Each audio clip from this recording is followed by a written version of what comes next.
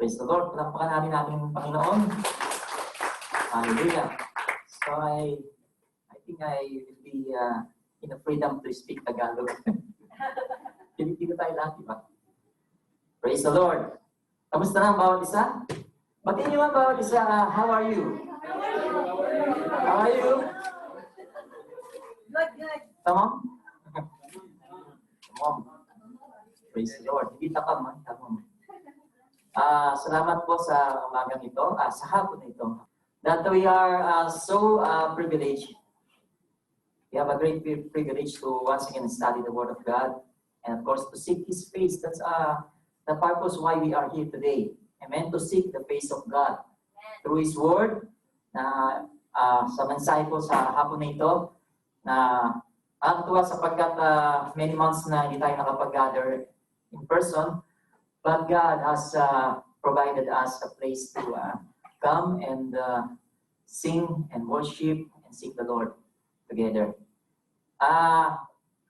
Last week po, sino nakakaalala ng ating pinag-aralan? Sige nga, exam tayo. Teresa. About?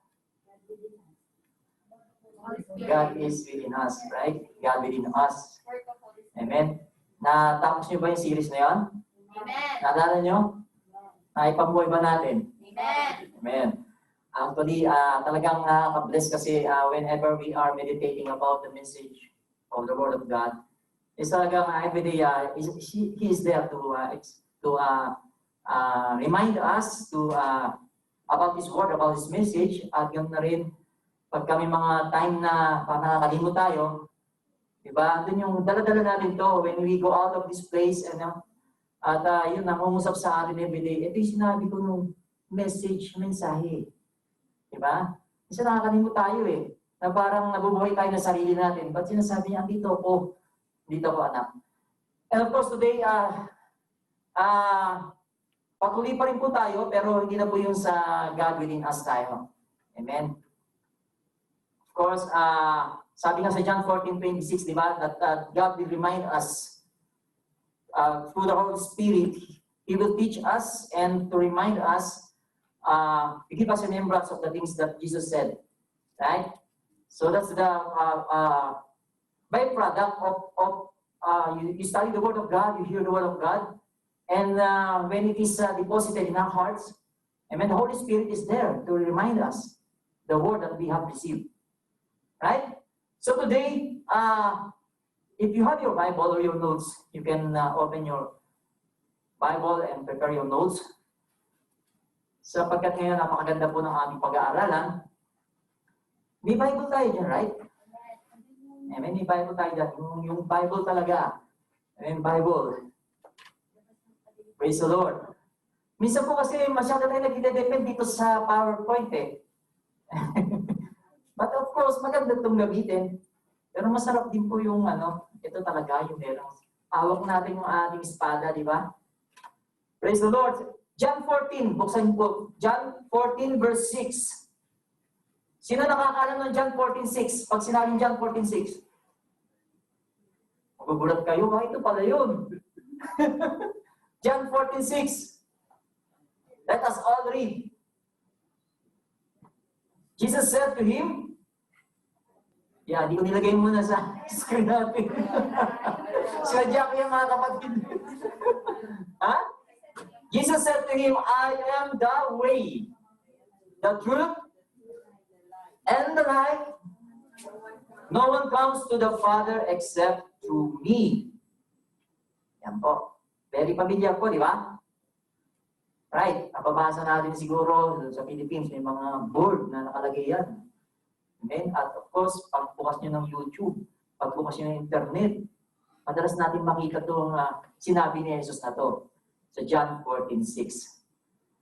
Yes, with the help of the Holy Spirit, actually these words are very precise and clearly defined. Amen? Message of salvation, of course, the perfection of God, signifying of the fullness of who Christ is.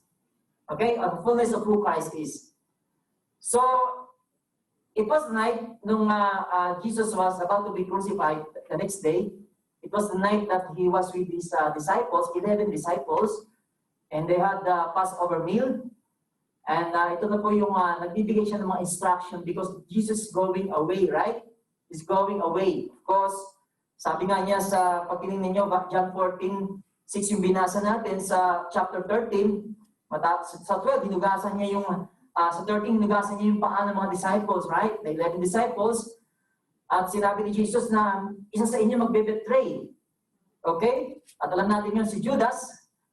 And sa verse, chapter 13, verse 33, sabi niya sa 11 disciples, natira na lang 11 disciples, umalis na si Judas. Sabi niya, little children, I shall be with you a little while longer.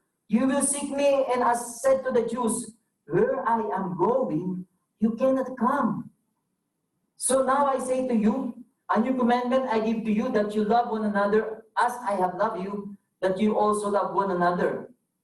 By this all we know that you are my disciples, if you have love for one another. Sabi niya, eto na yung time at ilang saglit na lang na makakasama niyo ako, sabi ni Jesus sa mga disciples, na makakasama ako sapagkat pupunta ako aalis ako at hindi kayo makakapunta roon.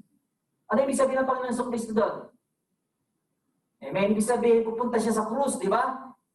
At sabi, hindi kayo makakapunta roon. Okay? Because ibibigay niya kanyang buhay. Ito na yung he will fulfill yung atonement, sacrifice niya para sa mga kasalanan natin. At nung sinabi niya, of course, being with the disciples for more than 3 years, ano sinasabi ni Jesus lagi? Follow me. And then ngayon sasabihin niya, aalis ka at hindi kami makakasunod sa iyo. Right? And upon the 3 years na they've been with Jesus, they faithfully following Jesus, eto ngayon, sasabihin ni Jesus, okay, aalis ako, hindi ka makakasama. Hindi ka makakaroon sa aking pupuntahan. Okay? Isipin niyo yung naramdaman ng mga disciples na to. Of course, nandun siguro yung confused sila, di ba? Ano siya sabi ni Jesus? Na ano yung Panginoon? Right? Ano tong sinasabi niya na siya alis hindi makapunta? At ganoon na rin, of course, nalulungkot sila sapagkat parang ito na yung end ng kanilang friendship. Right? Because, the disciples, hindi pa nila naiintindihan of what Jesus is going to do. Okay? Ang kanila, Jesus came to save and to establish earthly kingdom. Yung pagkakaintindi nila, earthly kingdom. So, kaya ganun sila nagpa-follow kay Jesus kasi ito na pala, ito yung hari na iniintindi namin magliligtas sa amin sa pagkaalipin dito sa mga Romans, sa Roman government. So, kaya nila ganun. Tatanggalin ni Jesus ang ilaligtas sila mula sa gobyerno ng Romano na on that time, ito'y nagro-rule, amen, sa Israel. At nung malaman nila, ikaw yung sinundan namin, tapos iiwan mo lang pala kami. Imagine the trouble na naramdaman nila. Amen? Yung sorrow. Right? Kaya sabi niya sa 14 verse 1, let not your heart be troubled. Huwag kayong mag-alala. Trust in me. Believe in God, believe also in me. Amen? At sinabi niya sa verse 4, where I go, you know, and the way you know. Amen? Kinukuha ko lang po yung konteksto ng ating pong theme ngayon, yung ating pong key verse. Sabi niya, sa verse 4, where I go, you know, and the way you know. Salamat kay Thomas. Si Thomas po, ando nagtanong, si disciple Thomas, sabi niya, Lord, we do not know where you are going, and how can we know the way? Amen? How can we know the way? Kapag po hindi natin naiintindihan, praise the Lord, ang mga naririnig natin, maganda po talaga magtanong, di po ba? Yun po yung talagang true disciples of Jesus. Amen? Hindi yung naka-attend na ako, okay na yun. Kung matin ka, nakarinig ka, hindi mo naintindihan, magtanong tayo po. Amen? Salamat kay Thomas. Parang sinabi ni Jesus, I thank your life, Thomas, because you've asked. Amen? Kaya ang sagot niya sa 6, Jesus said to him, I am the way, the truth, and the life. No one comes to the Father except through me. Amen? Sinasabi niya kay Thomas, ito yung sinasabi ko. Where I go, you know, and the way you know. Pupunta ako sa Ama. Yung sinabi niya, pupunta ako sa Ama. Babalik ako sa Ama. Amen? And the way you know, alam niyo ang daan. Kaya ang sinabi niya, ako yung daan. Ito yung sagot niya kay Thomas, ako yung daan. Amen? Pinapaalam ko sa iyo, ako yung daan. Ako yung katotohanan, ako ang buhay, at walang makakaparoon sa Ama, sa Diyos Ama, kundi sa pamamagitan ko. Praise the Lord. Alam nyo, hallelujah. Praise the Lord. Kasi when nakita ko po kay Thomas yung kanyang talagang strong belief in Lord. Kasi this one, kung ikaw po wala pong masyadong interest. Amen. Hallelujah sa kanyang mga salita. Ang nangyayari po, hindi na tayo nagtatanong. Hindi tayo nagpapakalalim. Amen. May interest ka nga, kaya lang hindi ganun ng kompletong interest mo. Kaya po, sa ating pag-aaral, kaya po tayo magpunta dito, may alisin po natin yung mga bagay na kung saan ay nagsisilbing hadlang sa atin para maintindihan natin ang salita ng Diyos. At una diyan, yung pong doubt. Doubt arises, amen? Doubt arises when we don't have much faith in God. Diba? Yung doubt po, yung kinanta natin, diba? I can face tomorrow. Ano po yung mga kamag-anak ng doubt? Yung fear, diba? Amen, yung fear. Kaya po tayo hindi makapanampalataya ng malalim sa ating Diyos sapagkat may mga fear po tayo, may mga pagdududa tayo sa puso natin. Amen. Remember, Peter, he walked on the water, right? Because of his faith. Kaya nga lumubog siya. Kaya sabi ni Jesus, you of little faith, why did you doubt? Amen. You of little faith, why did you doubt? Sapagkat nung makita ni Peter ang mga naglalaking alon, ang malakas na hangin, amen, nakita niya yung bagyo na yun. Doon siya tumingin, nawala yung focus niya. Praise the Lord. Kaya siya lumubog. Amen, napangunahan siya ng takot. At maliit na pananampalataya, of course, yung doubt. So, no matter how your word clearly reveals sa atin, no matter how the word of God clearly reveals, napaka-clear po nito, di ba? Amen? Of course, we need God's help. Manalangin po muna tayo. Amen? Hallelujah. Praise the Lord. Dakilang Diyos, we thank you, Lord, for your message that you're about to give to us, O God. And hallelujah. Thank you, Lord, for giving us this place and giving us, Lord, your word today, O God. And we ask you for your help. Your word is living and powerful. Lord, alam mo yung puso namin, alam mo yung intention namin why we are here. Your word is powerful, sharper than two-edged sword. Sabi po sa iyong salita. That it make a way through our spirit and soul and through our mind, our thoughts, and our hearts. Lord, help us, we need you. In Jesus' name. In Jesus' name. So, isa-isayin po natin. Sabi niya, I am. Hindi po siya isang pangkaraniwang. Hallelujah. Praise the Lord. Ito pong I am na to is napaka ganda po na maintindihan natin at pagbulay-bulayan ngayong hapon na to. I am. Tingnan natin. Sa Exodus po, may sinabi dyan about the I am. Yung, ang ating Diyos, Ama. Amen. Alias si Yahweh, the Almighty God. Sabi sa Exodus 3, when he met Moses, amen, in the mountain, sabi niya kay Moses, I am the God of your father, the God of Abraham, and the God of Isaac, and the God of Jacob. Okay? I am. Sabi niya, I am. Amen? I am. Tapos, si Moses, he asked Yahweh gave him instruction, Moses, I want to use you to deliver my people Israel out of the slavery from Egypt. Amen? At sabi ni Moses, of course, Moses made excuses. Sinabi niya sa ating Diyos, huwag na lang ako. Amen? Utal ako magsalita, sabi ni Moses. Sabi ni Lord, sino ba gumawa ng bibig mo? Right? Praise the Lord. Si Moses nag-excuse kay Lord. Huwag na lang ako gamitin mo. Yung aking kapatid, si Aaron. Mas magaling siyang speaker. Sabi ni Lord, sino ba gumawa ng bibig mo? Parang sinasabi ni Moses, nagkamali ka ng pagbigay ng bibig sa akin. Sinasabi ni Lord, binigyan kita ng bibig, hindi ako nagkamali na ibigay yung bibig niya sa iyo. Okay? Isa kasi, yun ang isang nakakahadlang. Kapag ka nag-isip tayo na, hindi ko kayang gawin. At hindi natin iisip na, kayang gawin ni Lord. Amen? Naisuko natin sa Kanya.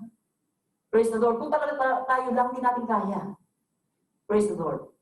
So tingin ba makakatayo ako dito kung ako lang, sarili ko lang? So by the grace of God, ako, medyo utal pa nga ako eh. Utal ako magsalita. Hindi ako ganun ka-well, sabihin natin as a good speaker. Aminado ko doon. But one thing, amen, I believe that God is speaking to us today. Amen? Praise the Lord. Kaya sinabi ni Moses sa ating Panginoon, okay, pupunta ako sa your children Israel. And when I tell them, God has sent me, at tinanong nila, sino ba yung God of your father? Amen. Sabi, i-reply mo sila, itong sabihin mo sa kanila. God said to Moses, sabihin mo sa kanila, I am who I am. And he said, thus you shall say to them, to the children of Israel, I am has sent me to you. Kaya ako yung I am, hallelujah, in the time of Jesus, of course, to the children of Israel, to the people of Israel, pag sinabi kong I am, is exclusive po yan na title ng Diyos. Amen? Exclusive po. Napaka-restrictive po na ito lang para sa Diyos lang yan. I am. Sapagkat siya mismo nagsabi, sabihin mo sa kanila, I am who I am. Amen? Praise the Lord. Ano po nangyari? During the time of Jesus, yung mga Pharisees, mga Sadducees, ito pong mga experts sa law. Amen? Maging ang mga Jews. Kahit hindi ka expert sa law, alam nila pag sinabing I am. Amen? Sa Greek word po, Yahweh. Amen? But in the time of Jesus, of course, I am in the Hebrew language, ibig sabihin ito, Amy. Pero the same po yung kanyang definition, naiintindihan po nila. Amen? Parang, ito po yung, parang tinagalog tapos Bisaya, o in English yung tinagalog. Pero the same meaning po yun. Naiintindihan po ng mga Jews yan. Pag sinabi kong I am. Kaya po si Jesus, nung sinabi niya, Jesus said to them, most should I say to you, before Abraham was, I am. Before Abraham was, I am. Can you imagine? Ang sakit sa tenga ng mga Hudyo, di ba? Hindi lang yung sinabing, I am. Sinabi pa niya, before Abraham, I am. Ano sabi ni Lord kay Moses? I am the God of Abraham, the God of Isaac, the God of Jacob. Ngayon naman si Jesus sabi, before Abraham, I am. Wow! Can you imagine? Kaya sabi ko sa inyo, restrictive ito. Para kay Yahweh lamang. Parang ito yun restrictive area. Hindi ka pwede pumasok dyan. Amen? Kasi restricted yan. Para si Jesus ay lumagpas doon, nag-cross siya ng boundary. Okay? Nag-cross siya ng boundary, kaya galit na galit yung mga Hudyo nung sinabi ng ating Panginoon Kristo. Kaya ang sabi sa 59, then they took up stones to throw at him. Babatuhin siya, kumuha sila ng bato para batuhin si Jesus. You know, some skeptics about Jesus' divinity, na si Jesus daw ay hindi Diyos, dahil lang sinabi sa Bible na he claimed that he is God, ito po napaka-clear eh. Amen? Ito po napaka-clear na sinabi niya. Ang kanyang divinity is the Son of God, the second person of the triune God, si Jesus. Dahil po, nung sinabi niya yan, amen, according to the law, pagka binlaspheme mo ang Diyos, ginamit mo ang kanyang pangalan in vain, Kapag ka siya ay nilapastangan ng pangalan niya, amen, according to the law, batuhin na ang tao na yun. Because of, according to the blasphemy law, amen, kailangan siya mamatay. Dahil hindi niya respeto ang pangalan. Ganun po gagawin nila kay Jesus. Kaya po siya kumuha ng bato. Sapagkat Jesus is claiming, hallelujah, himself is God. Okay? That he himself is God. Iyan po yung nangyari. Praise the Lord. So, pag sinabi pong I am, anong nanaintindihan niyo pag sinabing I am? Of course, ibig sabihin, I am is when you say, God is the beginning and the end. Actually, wala po siyang beginning, wala siyang end. There is no God before Him, there is no God after Him. Yung pong ibig sabihin ng I am. Pag sinabi po ng Diyos na I am, ang ibig ko sabihin, sinasabi niya that I am not bound with time or space. Okay? Wala po siyang, hindi po siya saklaw ng time. He's an everlasting God. Amen? He's an everlasting God. Hindi po siya nakasaklaw ng oras. Of course, God is unique. God is holy. Amen? Iba po yung creator. Siya yung creator. Yung pagkakaiba niya sa creation. He's a creator. Okay? Yung uniqueness ni God, yung holiness ni God. God is unchangeable. He's not bound by time or space. He is the God who made the universe. He is the God who made the heavens. He is the God who made the whole world. And everything that is in it, He is God. Okay? Praise the Lord. So He Himself gives life to everyone. He's the one who gives life and breath to everything. And He satisfies every living thing. Okay? He satisfies every need. Our every need. Siya si Yahweh. Siya I am. Because of His, and His purpose was for the nations to seek God. To seek Him. Even purpose ni God. Praise the Lord. To seek Him. Sapagkat kailangan natin ang Diyos. Kailangan natin siya. Bawat segundo, bawat minuto, bawat oras, kailangan natin siya. Praise the Lord. So God is present in all places. Kahit saan lugar nandun siya. Amen. All places, pag sinabi yung I am, nandun siya, present siya. Every places. So no place or time where God is not there. When we worship, we sense, amen, yung kanyang presence. Right? We worship, that's why we are overwhelmed with joy. We are overwhelmed by His love. Ang ganda ng inawit natin. Diba nakaka-overwhelm yung pag-ibig ni Lord? Ni God sa atin. And you know what? We are overwhelmed of His holiness. Yung uniqueness niya. Right? Alam niyo ba si God? Amen. Even in hell. Kaya nga lang hindi ka ma-overwhelmed sa love. And nandun lahat ng wrath niya. Only His wrath doon sa hell. Okay? Only His wrath. Praise the Lord. Wala pong pwedeng mag-restrict kay God. In eternity, yung pinag-arating God with us, Emmanuel, right? But darating ang time in eternity, ma-experience natin yung presence ni God in fullness. Amen? Hallelujah. In fullness of our capability. Dito po, limited pa. Sapagkat dito sa buhay na to, of course, sa daigdig na ito, andito yung presensya ng Panginoon. Hallelujah. But of course, we only experience Him to the limited way. Kasi nga, yung right natin dito sa mundo na ito, hallelujah. Of course, ang ating Diyos ay nandun sa heaven. That's His place. That's where He sits. His throne in heaven, above heavens. Amen? When Jesus said, I am, hallelujah, yun ngayon nakita natin. At alam niyo ba, napaka-importante po maging ito pong article na to, the. Tingnan niyo yung Bible niyo kung da nakalagay. Da ba nakalagay? Da. Praise the Lord. Yung mga English teacher po dito, pag sinabing da, ano po ibig sabihin niyan? Definite article. You know what's definite article? Hallelujah.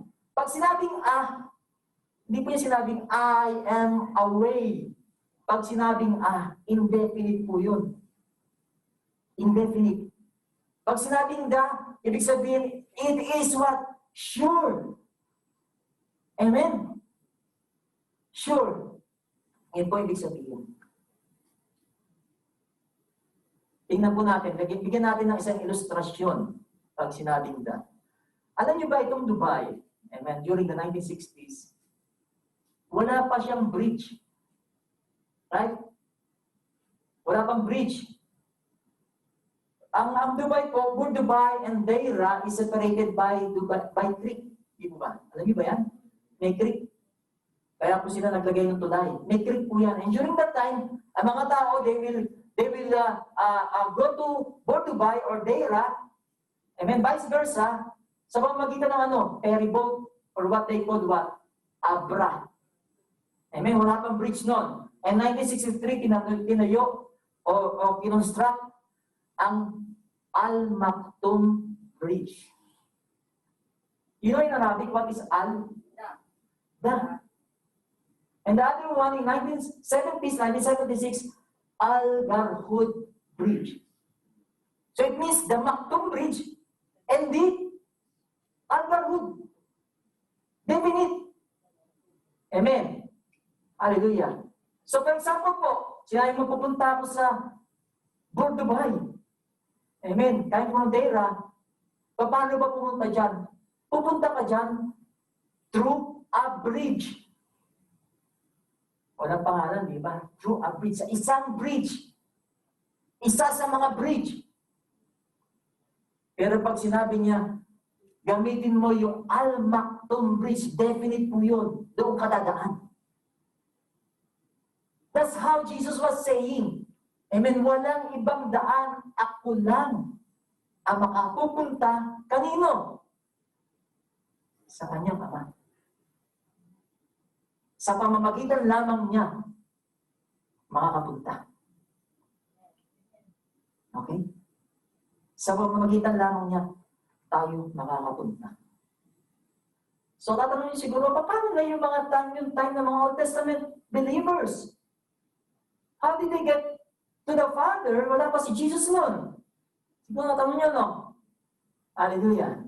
The same thing, may ilustrasyon natin, during that time, ang ginagamit lang nila ay Abra. At yung Abra po na yun po yung law. Of course, by faith, sa law ni God. Amen. Yun po ang similarity natin, amen, with the believers sapagkat sa pananampalataya. May tinatawag na pananampalataya, nanampalataya sila sa binigay ni Lord ng moral laws. Amen, batas, commandments. Amen, sa pananampalataya nila, ito yung ginawa, sinabi ni Lord, ito yung kanilang sinunod. Paano naman yung time ni Abraham, wala pang law? Amen, paano siya nakakapunta sa presensya ng Diyos? Amen. Alam niyo, mayroong binigay na wonderful gift si God sa tao. Lahat tayo meron to, konsensya. Amen? Konsensya. Right? Nakatandaan niyo nung time na sa Exodus, yung Pharaoh, sinabi niya doon sa mga midwife, may Egyptian midwife, sabi, patayin yung mga bata kasi yung mga Israel, nagiging threat sa atin, dumadami sila. Pagka lalaki, patayin nyo ang mga lalaki. Alam niyo ba yung istorya na yun? Alam niyo? Pero masabi yung mga midwife dahil may takot sila sa Diyos, hindi nila pinatay yung mga bata. Ang tanong ko, meron na ba dati? Wala pang law nun. Pero merong tinatawag na nilagay sa atin the law of God in our hearts. Yung konsensya. Ang bawat tao po, alam nila. Amen, na mali pumatay. Sabihin na natin hindi sa Kristiyano sila o Kristiyano. Amen, ang lahi sila. Amen, sapagkat nandun yung law ng Panginoon sa atin, sa puso natin. Amen? Na alam natin na masamang umatay, masamang magnakaw. Amen? Kahit hindi nila narinig ang batas. Okay? Praise the Lord. The same thing, ganun po ang ilustrasyon natin. Paano sila nakakarating? Amen. Hindi po the way to a way by means of law, of laws. Di ba ba? Ang dami pong laws. Yung po yung mga pamamaraan na ikaw, kapag nagkasala ka, kailangan kang magsakripisyo ng hayop. Amen. Ang dami mga choices. Amen. Ox. Pagka wala kang pera, pwede na big yun. Di ba? Praise the Lord. Yun po. Ganun po sila. Hallelujah. Sabi nga sa Romans 9 natin, para maintindihan natin ng maigi. Romans 9, sabi ni Paul, ito po yung kondisyon ng Israel sa panahon ngayon. Panahon ngayon. Kasi po si Paul, he's a minister of the Gentiles. Hindi po ng mga Israel, mga Gentiles. Amen. Nag-mission siya, amen, sa mga hentil o mga hindi Jews. Sabi niya, what shall we say then that the Gentiles who did not pursue righteousness have attained to righteousness? Paano na natin yung righteousness? Sabi, even the righteousness of faith. Because of faith. Amen. Hindi na nasip yung law. Righteousness of faith. Nung naghayag si Paul ng salita ng Diyos, ng gospel sa kanila, amen, pinanampalataya nila yun. Kaya natin nila yung righteousness, because we all know that the gospel, in it, the righteousness of God is revealed. Pero sabi, but Israel, pursuing the law of righteousness, has not attained to the law of righteousness. Bakit? Because they did not seek it by faith, but as it were by the works of the law. Kaya po yung mga Jews nung time na yon, meron po mga Jews na kung saan sinasabi nilang born again sila, pero sabi, hindi, kailangan magpatuloy para ka masave. Okay, si Kristo, binigay niya yung buhay niya, pero kailangan ka pa rin sumunod sa batas. Kailangan ka pa rin tulihin. Circumcise. Because for them what? Doon pa rin sila nakaasa by works of the law. Kailangan pa rin yung salvation, yung ginawa, yung grace, and plus works. O niyo ba? Grace plus works pa rin sila. Kaya sabi, for they stumbled at that stumbling block. And tapos sa Romans 10, for I bear them witness, sabi niya, itong mga kababayan ko, I bear them witness that they have a zeal for God. Mga religyoso sila eh. Amen? Religyoso sila. But not according to knowledge, for they being ignorant of God's righteousness, and seeking what? To establish their own righteousness, have not submitted to the righteousness of God. Amen. Nakaramihan sa mga tao ngayon, naniniwala na may langit, naniniwala na may Diyos. Paano kami makakarating sa Diyos? Kailangan ikaw maging mabuti. Kailangan ikaw maging mabait. Amen. Mag-earn ka ng points para pagharap mo sa langit, ando marami kang points. At pag binalance yung kasalanan mo, amen, ayon sa dami ng ginawa mong kabutihan, tatanggapin ka ng Diyos. Right? Alam niyo, iyan ang isang kasinungalingan ng kaaway sa tao. Malaking kasinungalingan. Amen? Sasabihin niya sa isang tao, okay, gumagawa ka ng kasalanan, pero mabait ka naman. Tatanggapin ka ng Diyos. Amen? Kahit na nakapatay ka o nagnakaw ka o nangalunya ka, okay lang, tatanggap ka na siya because you're a good person. God is loving. He will not allow you to go to hell forever because of your sin. No. Because yan po ang nangyayari. Katulad po nito, di ba? To establish their own righteousness. Kaya nga nasabi, you are saved by grace, not of your works. By grace through faith, not of yourselves. It is the gift of God, not of your works, that anyone should boast. Kasi kung tayo po'y maliligtas sa gawa natin, pagharap natin sa Diyos, pag magmamalaki tayo, magmamayabang tayo sa Kanya, di ba? Sabihin natin, Lord, ako ginawa ko to. Ako nag-tithes ako. Ako ganito. Nag-preach ako. Puro ako. Yung ginawa ko. O paano yung ginawa ni Kristo? Nakalimutan mo na yung grace. Amen. That's the thing. Hindi dahil mapi-perfect ang pagsunod sa batas. Right? Kaya sabi, ang ganda ng sinabi dito eh. For Christ is the end of the law for righteousness. Alam nyo, Jesus fulfilled the law and the prophets. Right? He fulfilled the law and the prophets. At nung binigay ni Jesus ang kanyang buhay, sabi yung law, before that, the law is our tutor. Yan po yung nag-guide sa atin. Amen? Pero nung dumating na yung fullness, amen, na isang bata ay lumaki na, hallelujah, sabi yung law is naging obsolete na. Sabi niya, Christ is the end of the law of righteousness to everyone who believes. When you believe in Christ Jesus, you are not under the law. We are not under the law. Okay? Ano pa yung sinabi sa susunod? For Moses writes about the righteousness which of the law. Righteousness which of the law. The man who does those things shall live by them. Maraming ganun tao na bubuhay. Ganun pa rin. Righteousness which is of the law. Basta maging mabuti ka lang. Amen. Sundin mo ang batas. Tatanggapin ka ng Diyos. But the righteousness of faith, iba po sa righteousness which of the law. Righteousness of faith. Amen. It speaks in this way. Do not say in your heart, who will ascend to heaven, that to bring Christ down from above, or who will descend into the abyss, that is to bring Christ up from the dead. Ibig sabihin, Christ is the end of the law of righteousness to everyone who believes. Amen. Hindi na po tayo nabubuhay sa righteousness which of the law, kundi the righteousness of faith. Huwag natin. Praise the Lord. Hallelujah. So when he said, I am the way. Tapos, sa huli sabi niya, no one comes to the Father except through me. No one comes to the Father except through me. Ako lang ang daan. Pero ano po nangyayari? Gaya po ng ilustrasyon natin, hanggang ngayon, ang mga tao, ayaw pa rin gumamit ng Macton Bridge. Ano pa rin? Nag-aabra.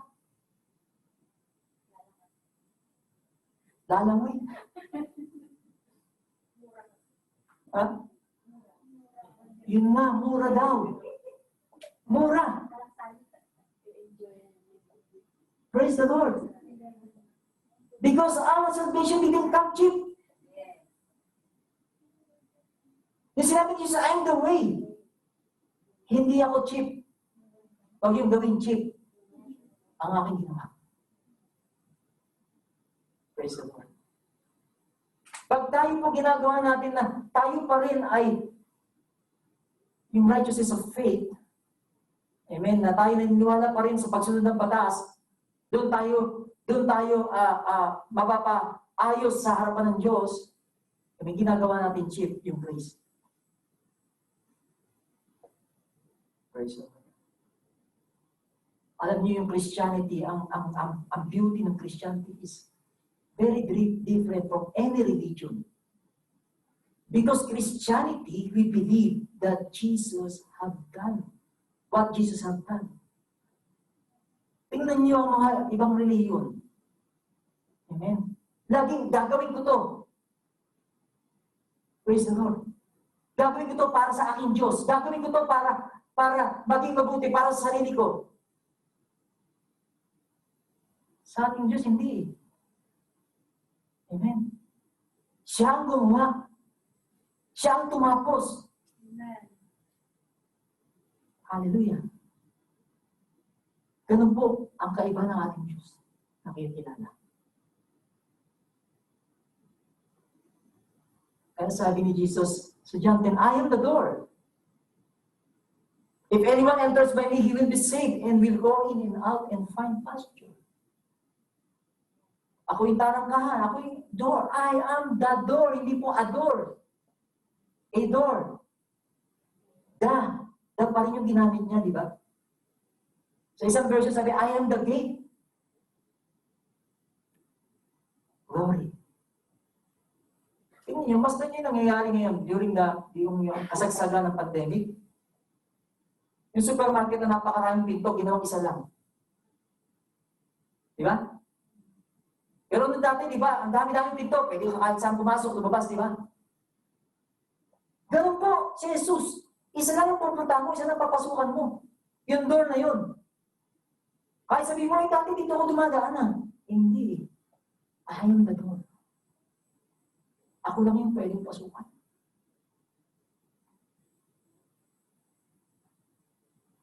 Sabi, you will go in and out and find pasture. Makakatagpo ka ng pastulan. At anong pastulan na yun? Of course. Sabi sa Acts 10, Acts 4, nor is there salvation in any other. For there is no other name. Amen. Yung konteksto po, pinag-usapan po dito yung name niya si Jesus. Jesus under heaven giving among men by which we must be saved. Walang ibang pangalan. Sabi sa Tagalog, sa silong ng langit na ibinigay sa atin na sukat ikaligtas natin, kundi ang pangalan ng Jesus. Okay? Pangalan lang ni Jesus. The way is the only way. Maraming tumatanggap kay Jesus na siya ay Savior. Kaya nakakalungkot. Marami tayong tagapagligtas. Isa lang ang tagapagligtas, mga kapatid. Jesus is our only Savior. Hindi yung, okay, Kristiyano ko, si Jesus, niligtas ako. Pero at the same time, marami ka pa rin pinaniniwalaan na siya magliligtas sa iyo. Maari sarili mo, maari yung tradisyon mo, o nakalakihan mo na paniniwala, na kailangan manalangin ka sa isang ganito. Amen? Para ka makapasok doon sa presensya ng Diyos.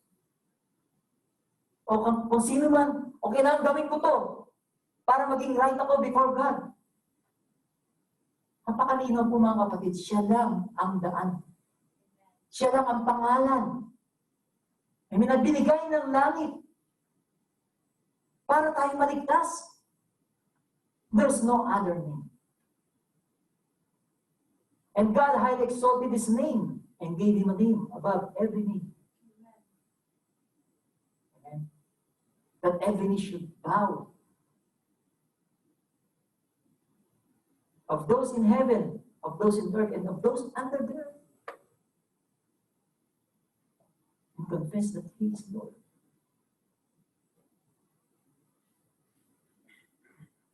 First Timothy 2. For there is one God and one mediator. Ano yung mediator? Tagalog. Tagapamagitan. Between God and man, the man Christ Jesus, who gave Himself a ransom for all. Ransom saan? Sa kasalanan natin. Pagtubos sa lahat ng kasalanan natin to be testified in due time. Tagapamagitan. Alam niyo ba kung wala si Jesus sa buhay natin, makabisado mo ba ang Biblia? Amen.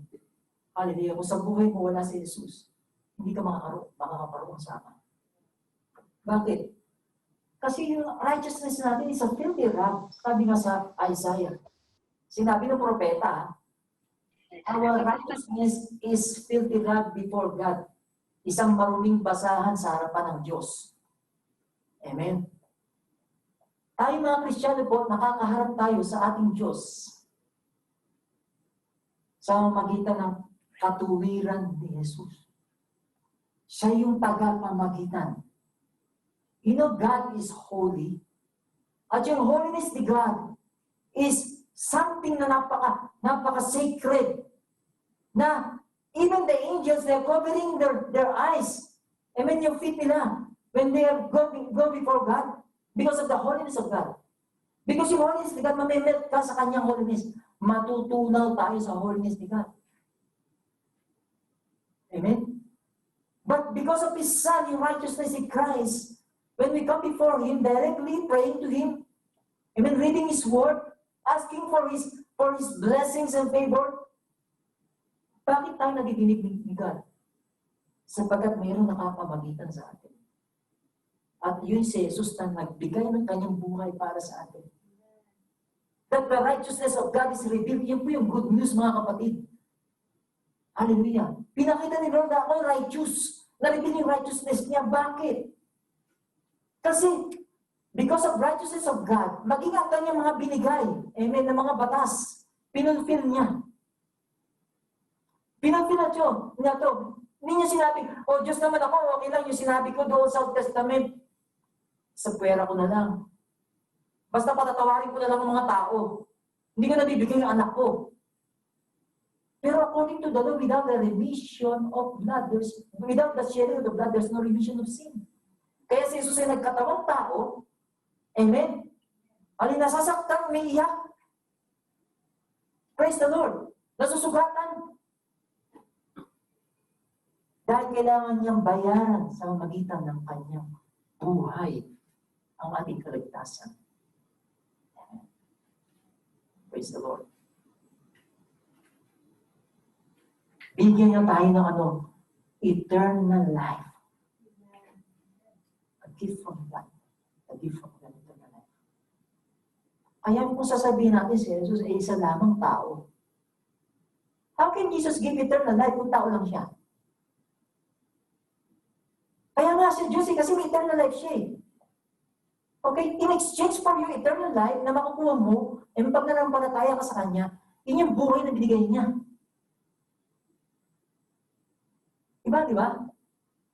Praise the Lord. Kaya pag sinabing, ako yung tagapagligtas mo, tao, paano mo ko mabibigyan ng eternal life? Eh, tao ka. Amen. Kinakailangan, sabi nga, ng dugo ng eternal na Diyos para may tubusin sa ating kasalanan. Hallelujah. Praise the Lord. At alam niyo ba, ibig pinlalo na ng Diyos from the beginning ng kaligtasan natin. Plano na niya. Ganun pag-ibig ng Diyos sa atin. Can you imagine?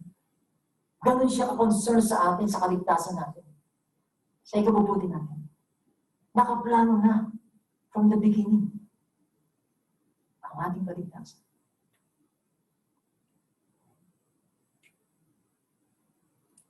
Hallelujah. At ano nangyari? Nung si Jesus ay bawian ng buhay, yun nangyari. Sabi, behold, the veil of the temple was torn in two from top to bottom. Dati po kasi sa temple, meron po kortina. For example, po may kortinang pagkakapal-kapal. Amen? Na nagsiseparate sa holy place and the holy of holies. Okay? Imagine niyo, meron po separation yan. At doon sa holy of holies, ano lang nakakapasok dyan? Yung high priest. Yung high priest na yon, every year pa yung pumapasok. Para ano? Para mag-offer ng sacrifice. Okay? At yung high priest na yun, kailangan din siyang mag-offer ng sacrifice para sa kasalanan niya. To make him right before God. Kasi pag pumasok sa iyo na puno siya ng kasalanan, ng karumihan, mamamatay po siya sa kabanalan ng Diyos, sa Holy of Holies, kabanal-banal ng dako. Kaya po meron siyang makapal na kortina. Amen? Hallelujah. Not everyone have access to the Holy of Holies. Yun lang pong high priest. Nung mamatay si Jesus, ano nangyari? Yung temple mismo na mayroong makapal na kortina, for 100 and 100 of years, nandun yung kortina na yun, napunit from top to bottom. Ano po ibig sabihin? It's open. Na-open na po siya. Amen? Na-open na po ang Holy of Holies. Kaya po tayo, amen, ang mga mananampalataya, nakakapasok tayo sa kabanal-banalang presensya ng Diyos dahil sa ginawa ni Kristo. Amen?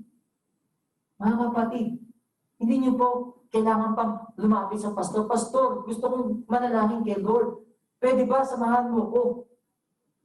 Ito yung mga kasalanan ko, sabi ko sa iyo lahat. Directly, pwede nga pong lumapit sa Diyos. Because of Christ. You can pray directly, you can speak to Him directly. And then you can go boldly to the throne of His grace, ask for mercy. You can go directly. Because of what Jesus did. Because of He is the mediator of the new covenant. Sabi sa Romans 5, verse 1, therefore, having been justified by faith, na manampalataya kung yun, na-justify ka na, then vindicated ka na, because naniwala ka sa ginawa ni Kristo, we have peace with God. May kapayapaan tayo sa Diyos. Through our Lord Jesus Christ, through whom also we have access by faith into His grace, in which we stand and rejoice in hope of the glory of God. Right? By faith. Kaya masabi natin, bakit natatakot tayong lumapit sa Kanya directly? Because of fear. Because of doubt. Right? You can go access by faith. Faith saan? Sa salita niya. Sapagkat iyon ang sinabi niya. Hindi faith sa sinabi ng pastor, sa sinabi ng salita ng Diyos. Nanampalataya tayo sa sinabi ng salita ng Diyos. I am the way. I am the truth. I am the truth. Pag sinabing, I am the truth. Absolute truth, pure. Amen. Hindi po 99% na truth, 100% truth. Alam niyo ba, marami ng mga tao ang di alam kung katotohanan. And even they are saying there's no absolute truth.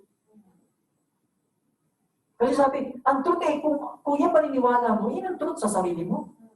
Paniniwala ko, yun ang truth sa sarili ko. Kaya, walang absolute truth. Amen. Praise the Lord. Kung ang truth sa isang tao is a choice for a woman to abort the child, hindi kita pakikilaban. Yun yung truth mo, yung katotohanan na pinaniniwalaan mo . Pero ako hindi. Hindi ako niniwala sa abortion. Anong ba talaga ang truth? Anong basihan ng truth? Basihan lang na truth natin kung saan tayo maligaya, happiness. Amen? Ano ba yung philosophy natin sa buhay? Ano yung philosophy natin? Ano yung paniniwala natin na tinatayuan natin talaga? Saan galing yun? Galing lang ba yun sa sarili nating emosyon? Na maligaya ako sa ginagawa ko, kaya ito yung truth. Basta saan ako maligaya. Yun nga kayang basihan ng katotohanan. Dahil tama sa'yo, ina yung tama. Mga kapatid, hindi po happiness ang basihan ng buhay. Huwag po tayo magbase sa happiness. Dapat po righteousness. Kasi po pag sinabi natin happiness, ako po, for example, happiness ang gusto ko sa buhay ko. Yun po yung aking pananaw sa buhay ko. Na kapag happy ako, okay na. Amen. Nung hindi pa po nakakilala kay Lord, happy ako sa mga ginagawa ko. Happy ako mag-drugs. Happy ako pumunta sa bar. Happy ako mag-fornicate. Sex without marriage. Happy ako. At kala ko yun ang basihan ng katotohanan. Kaya pag sinabi mong happiness, hindi pwedeng yun maging basihan natin. Kasi maraming tao, happy sila na mag-rape ng babae. Happy silang magnakaw. So yun ba talaga yung katotohanan? Praise the Lord. Righteousness. Tama ba yung ginagawa mo? Ito ba yung katuwiran na tinuturo sa atin ng ating Diyos?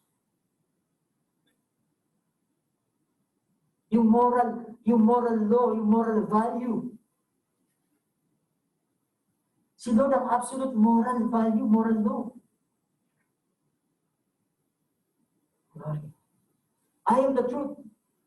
Sabi nga ni John, in the beginning was the Word, and the Word was with God. And the Word was God. He was in the beginning with God. Amen. Truth. Yung Word. Yung Word ni God. Yung pinatotohanan. Amen. Perfect. Kaya sabi ito, the Word was God. Yung Word ni God is perfect. Yung Word ni God is truth. Yung Word ay Diyos. Amen? Maliwanag ba? Kasama siya ng Diyos nung naglikha, in the beginning. Sabi yan, let there be light. Sapagkat yun ang truth. Binigkas niya salita, let there be light.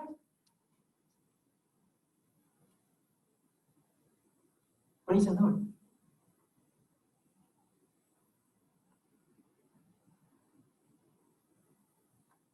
The Word of God. Yun po ang truth. Kaya sabi sa 14, and the Word became what? Flesh. And dwelt among us, and we beheld His glory, the glory of the only begotten of the Father, full of what?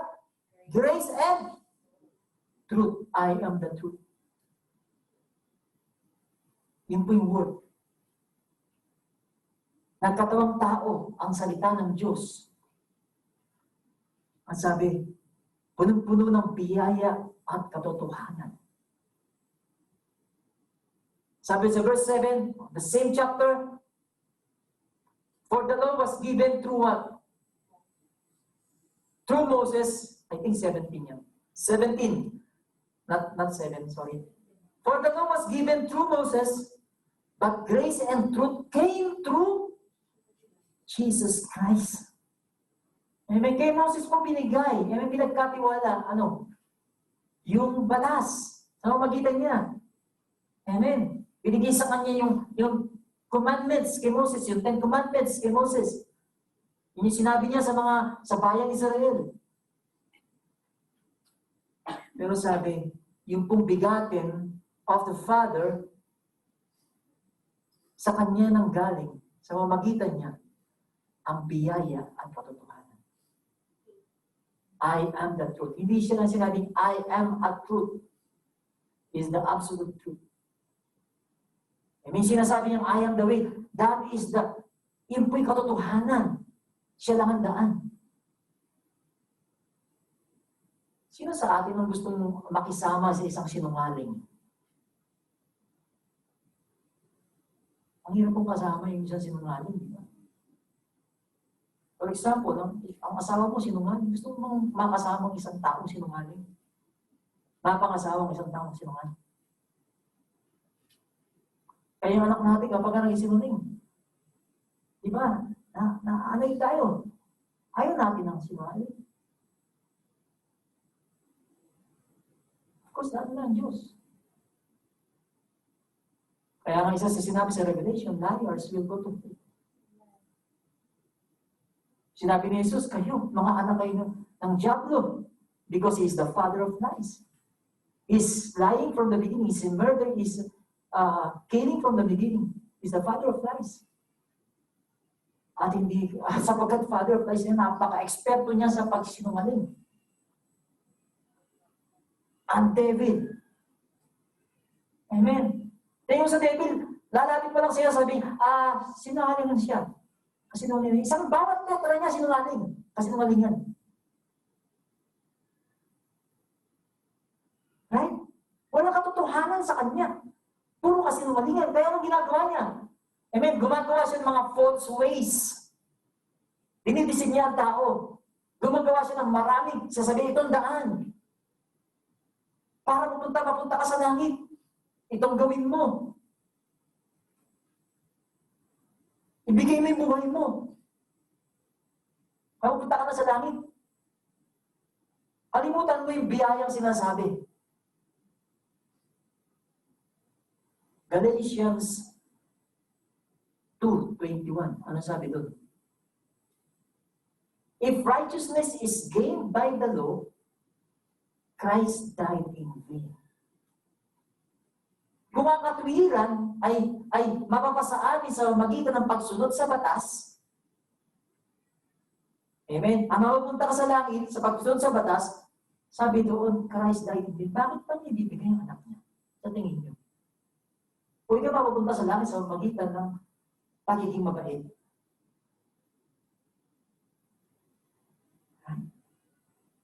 Bakit? Bakit pa niya ibibigay ang anak niya? Na makita niya ipinapako sa krus.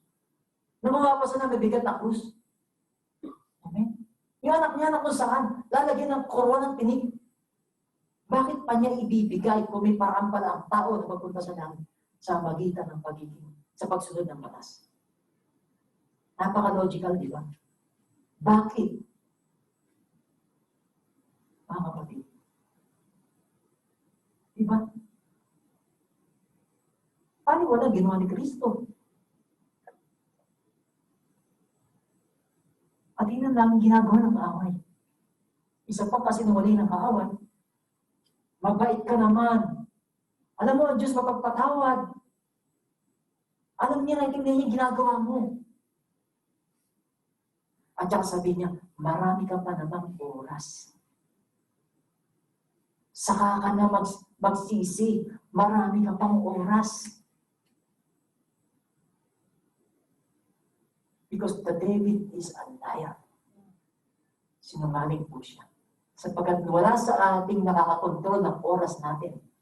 Wala nakakaalam kung kailan tayo mamamatay. At kung anong uri ng kamatayan tayo mamamatay.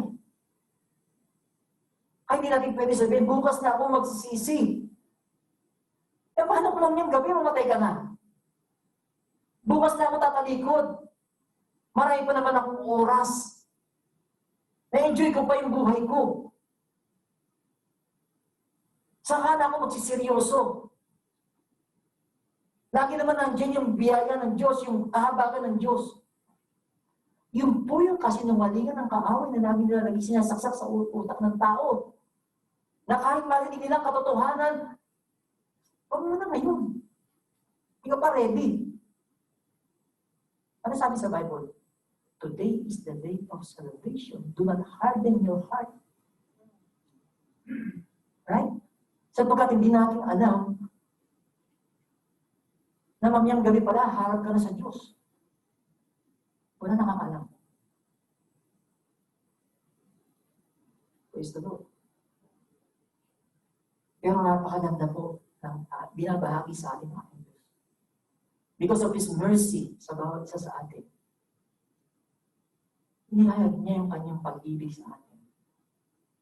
Ayaw niya tayo magpahamak. Sabihin ng iba, ang paniniwala ng marami. Ito pa isang kasinunang David, sabihin, ang Diyos ay mabait. Hindi niya hayaan ang tao. Meron bang Diyos na gano'n kung mapagmahal? Mapagmahal ang Diyos, hindi niya hayaan ang tao na malagay sa impyerno na imagine forever paparusahan ka. May mga thinking pa ang tao na hindi siguro mga 1,000 years lang ang tao. Pagkarano, lahat naman ililigtas ng Diyos. Parang pinupurify lang sa akin. Pero hindi po yun eh. As much as gusto ko sabihin niyo, pero hindi siya sabi sa salita ng Diyos. Ang sabi niya, forever, eternal damnation. Amen. Eternal salvation, damnation. Sa hell. At alam niyo ba, dahil mabuti ang Diyos, nilikha niya ang impyerno. Hindi po niya nilikha ang impyerno dahil masama ang Diyos. Nilikha niya ang impyerno dahil mabuti ang Diyos. Bakit? May kilala niyo si Hitler? Ilang pinatay ni Hitler? 11 million pinatay ni Hitler. 6 million of them, Jews. Yung Holocaust. Isipin niyo karaming 11 million. UAE, ilan ang populasyon ng UAE with expats? Parang gano'n, no? 11 million. Isipin niyo buong populasyon ng UAE, pinatay ni Hitler. Ngayon, kung si Hitler, dahil mabait ang Diyos, sasabihin ni Lord, hindi ko ilalagay sa hell si Hitler kasi maghabagin ako. Mabuti ba ang Diyos? Hindi mabuti. Mabuti ba ang Diyos? Kung sasabihin niya, hindi ko ilalagay kasi mahal ko si Hitler. Nagawa lang niya yan kasi sa kanyang naligaw siya ng landas or naligaw siya ng ideolohiya. Hindi kailangan pagbayaran niya, ginawa niya. Okay? Praise the Lord. Kaya mabuti ang Diyos sapagkat siya ay just. Makatwiran siya. Amen. Mabuti ang Diyos sapagkat binigay niya ang anak. Dahil may solusyon. Binigyan niya ang solusyon, ang anak niya para magkaroon tayo ng buhay, para hindi tayo mapuntahon. Praise the Lord. Sa impyerno. I am the truth, sabi niya. Alam niyo yung truth? Ito po yung masabi natin pagkatiwalaan natin eh. Yung sabi nga, the anchor of our hope, dito natin i-angkla ang ating pag-asa sa ating buhay. This is the anchor of our soul, our hope, yung salita ng Diyos. Kasi mapagkakatiwalaan siya. Dahil katotohanan siya. Amen? Praise the Lord. At yung katotohanan niya yung gumagabay sa atin, sabi, send out your light and your truth, let them lead me. Let them bring me to your holy hill and to your what? To your tabernacle. Kaya sabi, I am the truth. No one comes to the Father except through me. Katotohanan na sinasabi ko yan. And because of the truth, yan po truth na yan maglilid sa atin sapagkat dito po tayo umaasa. When something happens in our lives na kung saan is miserable moment ng buhay natin, sapagkat meron kang tiwala sa sinabi ng Diyos. Ano sabi sa Psalms 49:15? Amen? Remember the word to your servant which you caused me to hope. This is my comfort in my affliction because your word is life. Pwede natin sabihin sa Diyos, Lord, sinabi mo to. Remember, ito yung sinabi mo. Dito ko binigay yung buhay ko, dito ko umasa. Dito ko nanahan ng pinanghawakan ko sa buhay ko, itong sinabi mo sa akin. Sabi, ito yung comfort ko in my affliction, may mga nangyayari mo sa akin, I'm in pain, hallelujah, nawalan ako ng trabaho, I'm in sickness, pero ito yung pinanghawakan mo sa buhay ko. You are my healer, you are my comfort. Sabi, in the time of comfort, your word gives me life.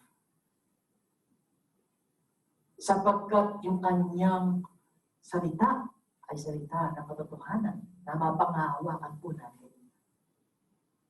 Gusto natin makarinig yung mga pangako, di ba? Right? Lalo yung mga babae, no? Pag naniligaw yung mga lalaki, dahil pangako niya.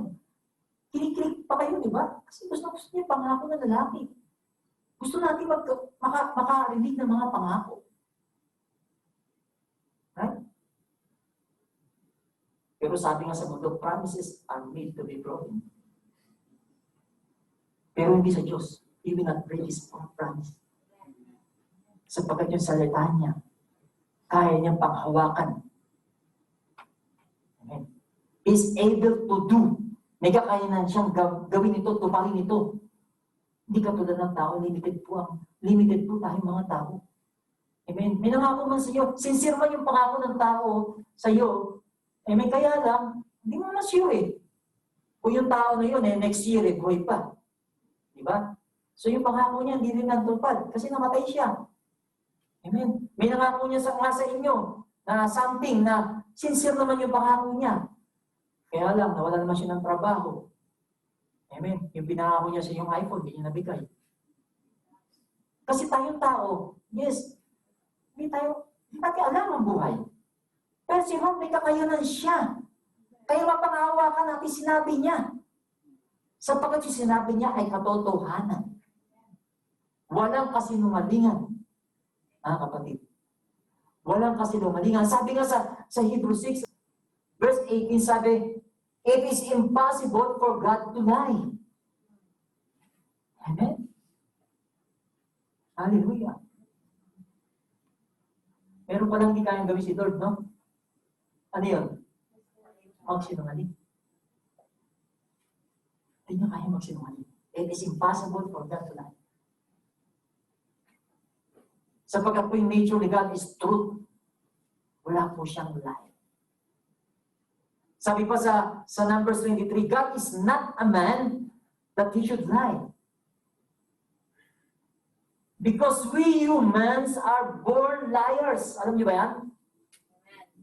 We are born liars. Tingnan niyo yung bata. Right? Maliit. Meron yung bata na yun. Inagaw niya yun, laruan ng kalaro niya. Nag-iiyak ngayon yung kalaro. Pag tinanong, anong ginawa mo? Wala. Iyak siya eh. Sino turo sa batang magsinungaling? Meron ba? Sinong parents na magtuturo sa anak na magsinungaling? Ganun kaliit. Wala. Lalo na pag lumalaki na yan, dami lang lies, no? Kaya hindi po natin pwede panghawakan ng pangako ng tao. Pero sabi niya, kaya nga sabi, God is not a man. Kasi ang tao sinungaling that he should lie. It is impossible for him to lie. Kaya nga yung truth, sabi, this hope we have as an anchor of the soul, both sure and steadfast, and which enters the presence behind the veil. Yun po yung katotohanan. Right? Ito po yung hope. Ito po tayo umasa sa salita ng Diyos. Kano anong mga sinusulat ng mga tao ngayon sa panahon natin sa libro? O ano mga libro binabasa po natin? In which hindi ko sinasabi na huwag na kayo magbasa ng ibang libro. Mga kapatid, nabasa na ba natin? Ito napakaganda po ng Biblia.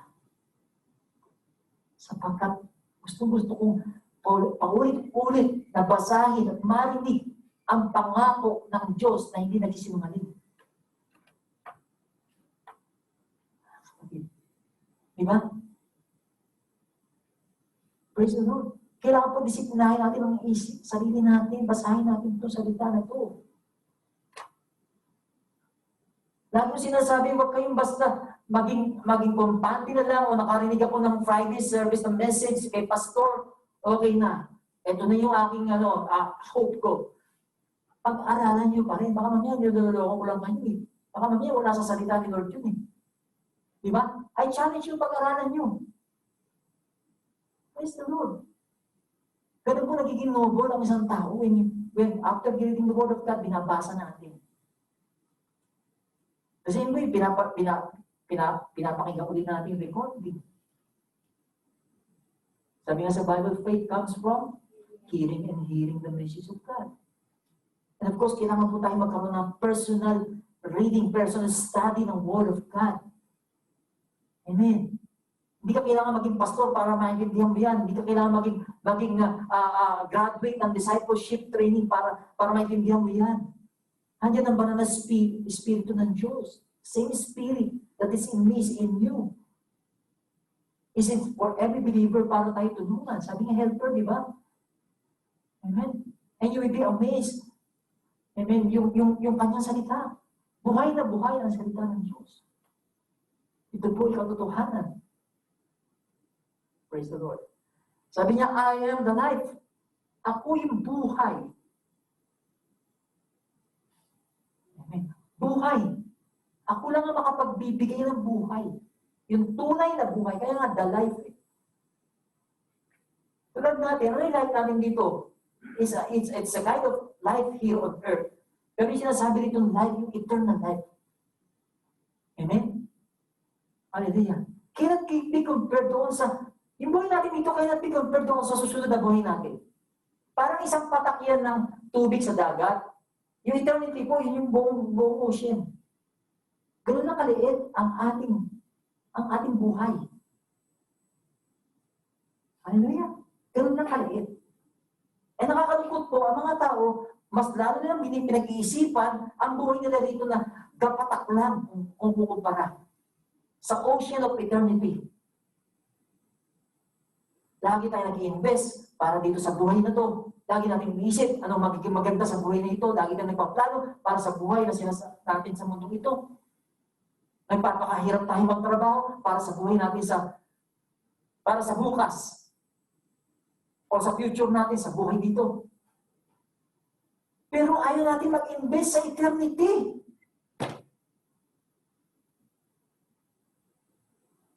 Bakit ganun? But when it comes to the Word of God, to be eternal Word, eternal life, ayaw natin spend ang time natin. Ayaw natin mag-invest ng oras natin. Ayaw natin mag-invest ng kalakasan natin sapagkat nakatuon ang isip natin sa buhay natin sa mundong ito. Hindi po yung sinasabi ni Jesus na life. Yung sinasabi ng life, yung I am the everlasting life. Hindi natin makukuha ang everlasting life, hindi sa pamamagitan lamang niya. Amen. When we face the Father, hallelujah, we will face Him without anything. Right? Without our fancy dresses or fancy clothes.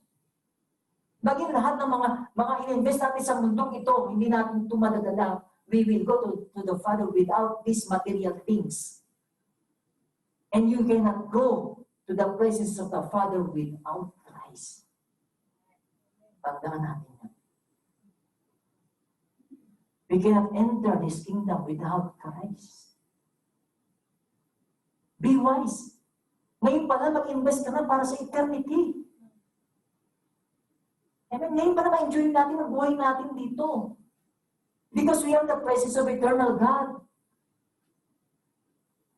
Amen. And the closer and closer we get, hallelujah, the more, yung fruit ng Holy Spirit, peace, love, joy, overwhelming. Hallelujah. Overwhelming peace. Right? Tingnan nyo yung ang isip na natin buhay natin dito. Nakaka-stress. Stress ba kayo? Nakaka-stress, di ba? Ay, isipin natin buhay natin dito. Of course, we need to thank God. Hindi ko naman sinabi na, baliwalay natin buhay natin dito. Of course, we need to thank God every day, every moment of our lives. May buhay na binigay siya natin dito. Amen? Huwag niyo po kumapit, misinterpret. What I mean to say is, sabi nga, do not labor for the food that will perish, but labor for the food that will last to everlasting life. That will endure to everlasting life. And isa po sa metaphor, ito po yung ating spiritual food. Ibig sabihin, do not labor for these material things. Amen. Labor for the spiritual things that will endure to everlasting life. Nag-invest tayo na basahin ang mga libro ng kung ano-anong mga taong sumulat. Masabi natin mga sinungaling. Ito lang yung libro na walang kasinungalingan. The truth, the absolute truth. Hallelujah. Walang pag-aalinlangan. Nung sinabi ng Lord, in 3 days, I will rise up.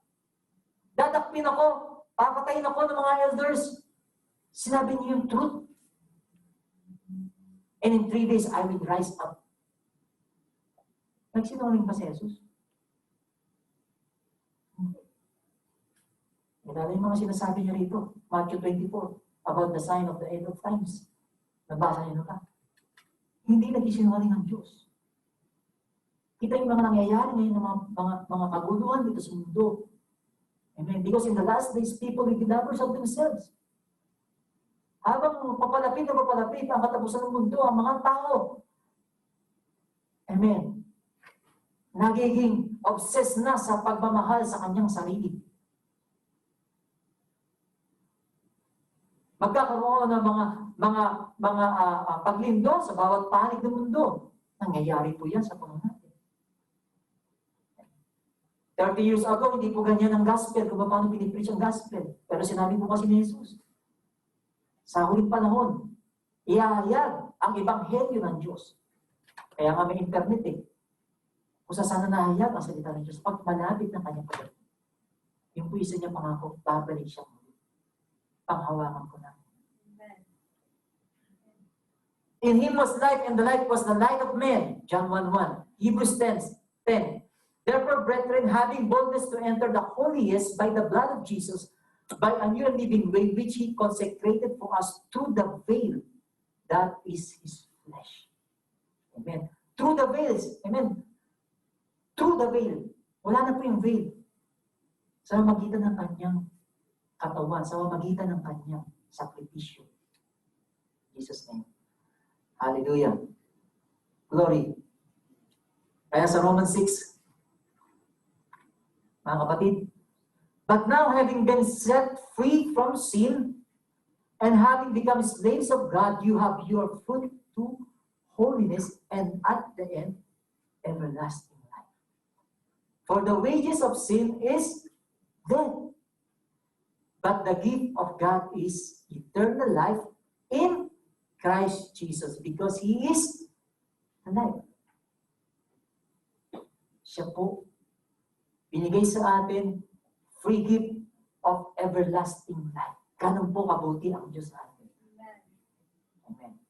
Yun sana na tayo ay parusahan dahil sa ating mga kasalanan, sapagkat lahat po, all are sinners, all fall short to the glory of God. Lahat po tayo. Amen. I'm not saying na boasting na hindi ako makasalanan, na katulad niyo, konti ng kasalanan ko, kayo mas maraming kasalanan. Hindi po, lahat tayo. Pare-parehong makasalanan. Ano sabi? For the wages of sin is death. Ang bunga ng kasalanan ay kamatayan. Praise the Lord. Kamatayan. Kaya nga po, patawarin niyo kami sa aming pagkakautang gaya ng pagpapatawad namin sa nagkakautang sa amin. Bawat po tayo, pagka po tayo nagkakasala sa Diyos, nagkakautang tayo sa Kanya. Amen. Utang na hindi natin kayang bayaran. Pero binayaran ni Jesus nang tinubos niya tayo sa ating mga kasalanan. Binayaran niya ng kanyang dugo. That's why we can enter the holiest. Praise the Lord. Holiest by the blood of Jesus. We have the boldness to enter the holiest by the blood of Jesus. That is the good news. Amen. Palakpakan ko natin. Amen.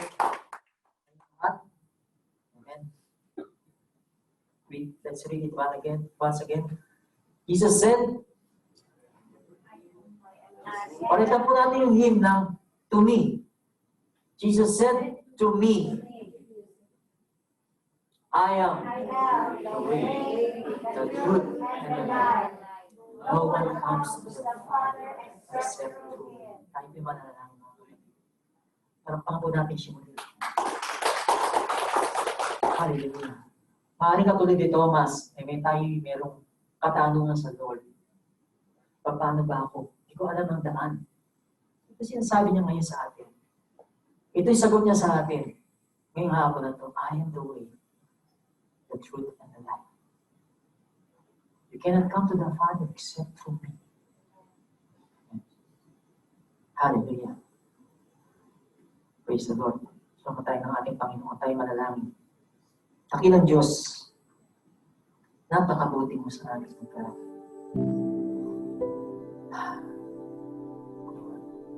Napakabuti mo, Panginoon. You said in your word, oh God, your last word on the cross, you said, it is finished. It is finished. Kinapos na. Natapos na. Lord, tuloy nga, Lord, salamat sa mga gawa mo, Panginoon. Because all, oh God, your thoughts for us plans for us, thoughts of peace, not to hurt us, but to give us, O Lord, a future and a hope. Maaaring sa ngayong Panginoon ay nakikita mo ang aming sitwasyon. Lord, andun yung aming doubt, aming takot. Lord, surely, Lord, Ikaw yung Diyos na nakakalam ng lahat ng bagay. At sa amin namin, sinusurrender namin sa iyong puso namin, Panginoon.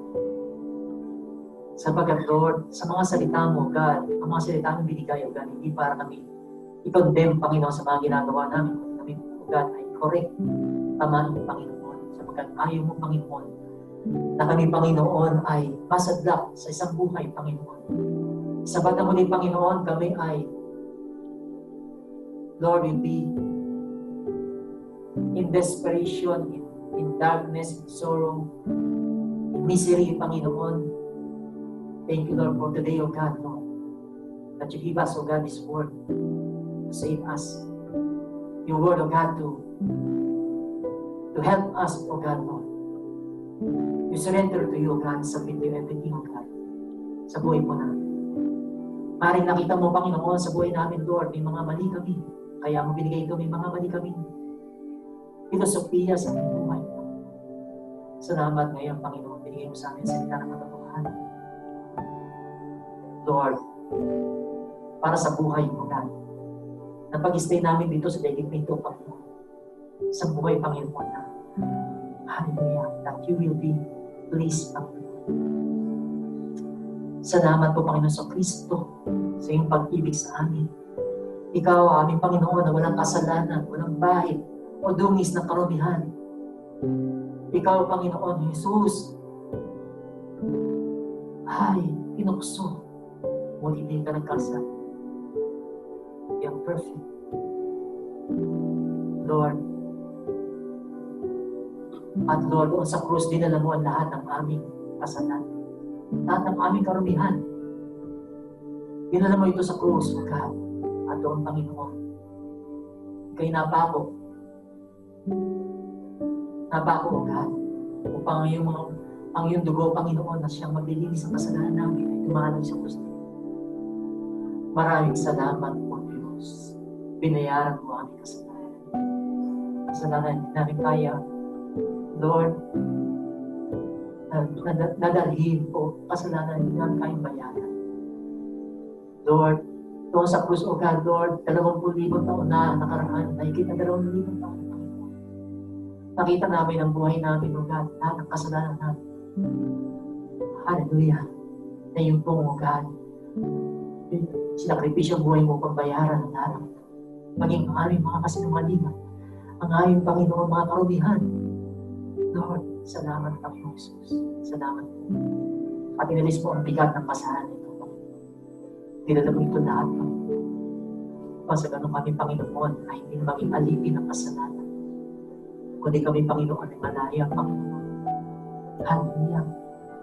Sa buhay nito sa mundo ito, God, malaya ang Panginoon makapagpuli sa iyo. Malaya ang pumasok sa iyo. Presensya. Sa iyong kabanata. Ang dakilang Diyos. Napakabuti mo, Panginoon. Salamat sa iyong kaabagan sa amin. Salamat sa iyong pag-ibig sa amin, Panginoon. Salamat, Panginoon, sa iyong handog sa amin. Nandito yung handog ng buhay na walang hanggan. Salamat po, Panginoon, sapagkat, Lord, yun po yung pag-asa po namin, Lord. Tumadanas po kami lahat ng problema, O God, sa mundo ito. Pero, Lord, nanatiling mo yung pag-asa namin na pinangawakan. Na isang araw po, Panginoon, kami po, Panginoon, makapiling po, Panginoon, doon sa kalangitan, sa iyong presensya, pagpakailang-kailang po. Maraming po salamat, Panginoon sa Kristo, sa iyong pag-ibig. Salamat sapagkat ikaw ang daan. Ikaw lang ang daan. Ikaw lang ang katotohanan. At ikaw lang ang buhay. Papunta sa Diyos naman. Maraming po salamat. At dalahin po namin ng Espiritu. Tulungan mo kami, Panginoon. Alam po namin, Lord, the message that we have received today will be challenged, O God, Lord, when we go out of this place, Panginoon. Tulungan mo po kami, Panginoon. Ito po, Panginoon, na mag-ugat sa puso namin, Panginoon. Hindi po ito patatangayin, ang anumang gawa ng kaaway, Panginoon, Lord, mananakaw ng sino man, sapagkat ikaw po, Panginoon, nagtanim ito sa puso. Dalangin namin, Panginoon, sa buhay na binigay mo, ito po ay pagbunga sa magitan mo, Panginoon, paghayak din, Panginoon. Lord, sa aming mga mahal sa buhay, sa aming mga kaibigan, sa aming mga nakasama namin sa araw-araw, ngayon, na ikaw lang ang daan, ikaw lang ang buhay, at siya katotohanan. At wala makakaparoon sa amin ng isang Panginoon. Ikaw lang ang Panginoon ang pangalan na binigay sa sino ng langit. Nasukat ay kaligtas ng tao. Panginoon, salamat. At Lord, salamat sa abag mo. At kung mga ginawa namin, Panginoon, hallelujah, ito po ay biniyarang sa patawarin mo kami, Panginoon. Lord, na pong isipan, na pong puso, Panginoon. Lord, ay magana direksyon mula sa kasalanan papunta sa iyo, ang buhay nito, Panginoon. Hallelujah. In Jesus' name. Salamat po, Panginoon sa Kristo, paglilinis ng iyong dugo. At kami po, Panginoon, lahat ng luma ay lumipas na sa buhay namin. At salamat, Panginoon, ngayon ay buhay ng bago, Panginoon, kay Kristo Jesus. Thank you, Lord. Hallelujah. Salamat po. Kasi nga, Panginoon, tuloy nga ang lahat ng pasasalamat, ang lahat ng paglalahati, lahat ng pagtuloy kasi lamang sa pangalan ni Jesus. At ay masabi na. Kung pasisipan, amen. Hallelujah. Alam niyo po, nalalapit na po ang Pasko. Pwede po bang po? Amen, sa makali. Wala. Yeah. Amen. Mga bagay lang po na bago tayo mag-iwalay ay ating pong pagbulay-bulayan. Alam po, malapit na ang Pasko, di po ba? Pagka po Pasko dumarating, ano po nasa isip natin? Ha? Ano po nasa isip natin? Regalo na naman, yung mga inaanak. Gastos na naman. Yun po ba ideya ng Pasko? Hindi po yun ang ideya ng Pasko, mga kapatid. Sabi nga, ang Pasko ay oras ng pagbibigayan.